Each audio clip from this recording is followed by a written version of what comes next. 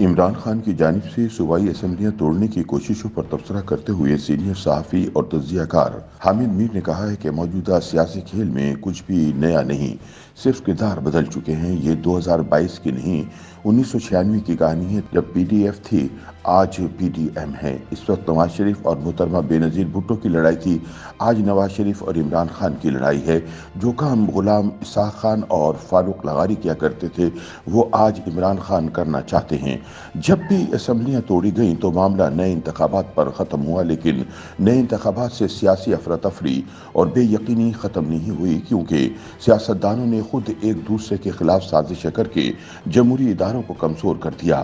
آصف زرداری نے بطور صدر 18ویں ترمیم کے ذریعے قومی اسمبلی توڑنے کا اختیار ختم کر دیا اور صوبوں میں گورنر راج نافذ کرنے کا طریقہ کار بہت مشکل بنا دیا۔ اس نے ہارس ٹریڈنگ کو بھی مشکل کر دیا۔ لہٰذا زرداری صاحب، شہباز شریف اور عمران خان یاد رکھیں کہ وہ ایک دوسرے کے خلاف جو کچھ بھی کر رہے ہیں، اس کا سب سے زیادہ نقصان ان تینوں کو ہی ہوگا، کیونکہ 1949 سے 2022 تک کی تاریخ یہی بتاتی ہے۔ اپنے تازہ سیاسی تجزیے میں حامد میر کہتے ہیں کہ پاکستان کے سب سے بڑے صوبے پنجاب میں اسمبلی توڑنے اور پھر اسے بحال کرانے کے کھیل کا آغاز پاکستان بننے کے 16 ماہ بعد ہی ہو گیا تھا۔ بانی پاکستان قائد اعظم محمد علی جناح کی وفات کو صرف 4 ماہ گزرے تھے کہ وزیر اعظم کے مشورے پر پنجاب کے گورنر رابرٹ فرانسس موڈی نے صوبائی اسمبلی توڑ کر صوبے میں گورنر راج نافذ کر دیا اور وزیر اعلیٰ پنجاب افتخار ممدوٹ کو گھر بھیج دیا۔ گورنر نے اسمبلی توڑنے کی بڑی وجہ کرپشن کو قرار دیا اور پھر کرپشن کو جواز بنا کر پاکستان میں اسمبلیاں توڑنے کا وہ کھیل شروع ہوا جو آج تک جاری ہے۔ یہ کھیل وزیر اعظم لیاقت علی خان اور وزیر اعلیٰ پنجاب افتخار ممدوٹ کے درمیان شروع ہوا۔ پھر اس کھیل کو آگے بڑھانے کے لیے عدلیہ کی خدمات حاصل کی گئیں۔ افتخار ممدوٹ کو بروڈا کے تحت نااہل قرار دے دیا گیا اور عدالتوں میں ان کا دفاع حسین شہید سہروردی نے کیا، جنہیں مرکزی دستور ساز اسمبلی کی رکنیت سے محروم کیا گیا تھا۔ اس کھیل کے آغاز میں پنجاب کے معطوب وزیر اعلیٰ افتخار ممدوٹ کے ساتھ ایک مظلوم بنگالی سیاستدان کھڑا تھا۔ ممدوٹ کو ہٹا کر ممتاز دولتانہ کو پنجاب کا وزیر اعلیٰ بنایا گیا، لیکن اسی دولتانہ دور میں وزیر اعظم لیاقت علی خان راولپنڈی میں قتل ہو گئے۔ ان کی جگہ خواجہ ناظم الدین وزیر اعظم بنے تو ان کی ممتاز دولتانہ سے لڑائی شروع ہو گئی اور 1953 میں لاہور میں مارشل لا لگا کر فوج کو پورے ملک میں مارشل لا لگانے کا راستہ دکھایا گیا۔ حامد میر بتاتے ہیں کہ پہلا مارشل لا لگا کر فوج کو پورے ملک میں مارشل لا لگانے کا راستہ دکھایا گیا۔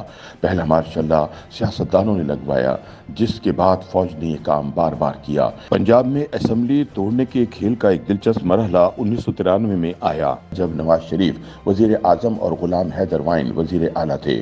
وزیر اعظم اور صدر غلام اسحاق خان کے درمیان اختلافات شدید ہو چکے تھے۔ پنجاب کے وزیر اعلیٰ کے اسپیکر صوبائی اسمبلی یا منظور احمد بھٹو کے ساتھ تعلقات ٹھیک نہ تھے۔ صدر غلام اسحاق خان نے منظور بھٹو کے ساتھ خفیہ ملاقاتیں کر کے انہیں اپنے ساتھ ملا لیا۔ 1993 میں انہوں نے قومی اسمبلی توڑ دی، لیکن صوبائی اسمبلیاں نہ توڑیں۔ پنجاب میں منظور بھٹو کے ذریعے غلام حیدر وائن کے خلاف تحریک عدم اعتماد کو کامیاب کرایا گیا۔ بھٹو وزیر اعلیٰ اور چودھری الطاف حسین گورنر پنجاب بن گئے۔ چند ماہ بعد سپریم کورٹ نے نواز شریف حکومت کو بحال کر دیا تو بھٹو مشکل میں پھنس گئے۔ محترمہ بینظیر بھٹو نے انہیں صوبائی اسمبلی توڑنے کا مشورہ دیا اور وزیر اعلیٰ کی ایڈوائس پر گورنر نے پنجاب اسمبلی توڑ دی۔ یہ وہ مرحلہ تھا جب چودھری پرویز الہی نے نواز شریف کا بھرپور ساتھ دیا اور لاہور ہائی کورٹ میں پنجاب اسمبلی کی تحلیل کے خلاف درخواست دائر کر دی۔ پرویز الہی کی وکالت میاں ثاقب نثار اور اشتر اوصاف علی نے کی۔ 16 جون 1993 کو پیپلز پارٹی نے لاہور ہائی کورٹ کے باہر اسمبلی کی بحالی کے خلاف مظاہرہ کیا۔ پیپلز پارٹی روزانہ لوٹے اٹھا کر عدالت کے باہر پہنچ جاتی تھی اور الزام لگاتی تھی کہ نواز شریف اراکین اسمبلی کے علاوہ ججوں کو بھی خرید رہے ہیں۔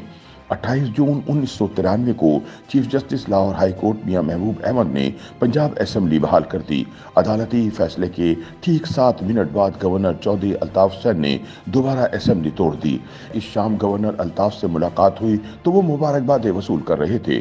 فواد چودھری اس زمانے میں طالب علم تھے اور اپنے تایا کے ساتھ گورنر ہاؤس میں رہائش پذیر تھے۔ شاید انہیں یاد ہو کہ جب چودھری الطاف حسین نے دوبارہ اسمبلی توڑی تو میں نے ان کی موجودگی میں گورنر صاحب کو کہا تھا لائی بھی قطرانہ لیاری تے ٹوٹ گئی دڑک کر کے۔ حامد میر بتاتے ہیں کہ پنجاب اسمبلی کے دوبارہ ٹوٹنے کے بعد پارلیمنٹ کا مشترکہ اجلاس بلایا گیا۔ آئین کی دفعہ 234 کے تحت پنجاب میں گورنر راج نافذ کر دیا گیا، لیکن گورنر کا اختیار حماد اظہر کے والد گرامی میاں محمد اظہر کے سپرد کر دیا گیا۔ وٹو اور چودھری الطاف حسین نے پارلیمنٹ کے فیصلے کو ماننے سے انکار کر دیا۔ پنجاب کے چیف سیکرٹری جاوید قریشی اور آئی جی پنجاب چودھری سردار گورنر راج نافذ کرنے میں ناکام ہو گئے، کیونکہ صدر غلام اسحاق خان نے چودھری الطاف حسین سے کہا کہ وہ کام کرتے رہیں۔ دوسری طرف وفاقی کابینہ نے صدر کو پارلیمنٹ کا حصہ ماننے سے انکار کر دیا۔ محترمہ بے نظیر بھٹو نے نواز شریف حکومت کے خلاف لانگ مارچ کا اعلان کر دیا اور فوری طور پر نئے انتخابات کا مطالبہ کر دیا۔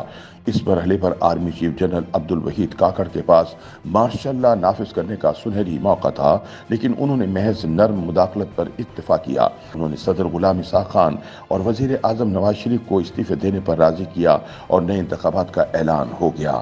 حامد میر بتاتے ہیں کہ نئے انتخابات میں پیپلز پارٹی، مسلم لیگ جنیجو اور دیگر پارٹیوں نے پی ڈی ایف کے نام سے حصہ لیا۔ محترمہ بے نظیر بھٹو معمولی اکثریت کے ساتھ وزیر اعظم بن گئیں اور منظور بھٹو ایک دفعہ پھر وزیر اعلیٰ بن گئے، لیکن کچھ عرصے کے بعد بے نظیر صاحبہ اور بھٹو کی لڑائی شروع ہو گئی۔ بھٹو سے کہا گیا کہ آپ پیپلز پارٹی میں شامل ہو جائیں، انہوں نے انکار کر دیا۔ اس دوران چودھری الطاف حسین کا اچانک ہارٹ اٹیک سے انتقال ہو گیا۔ بھٹو کو نکالنے کے لیے صدر فاروق لغاری نے ایک دفعہ پھر گورنر راج نافذ کر دیا، جسے لاہور ہائی کورٹ نے مسترد کر دیا۔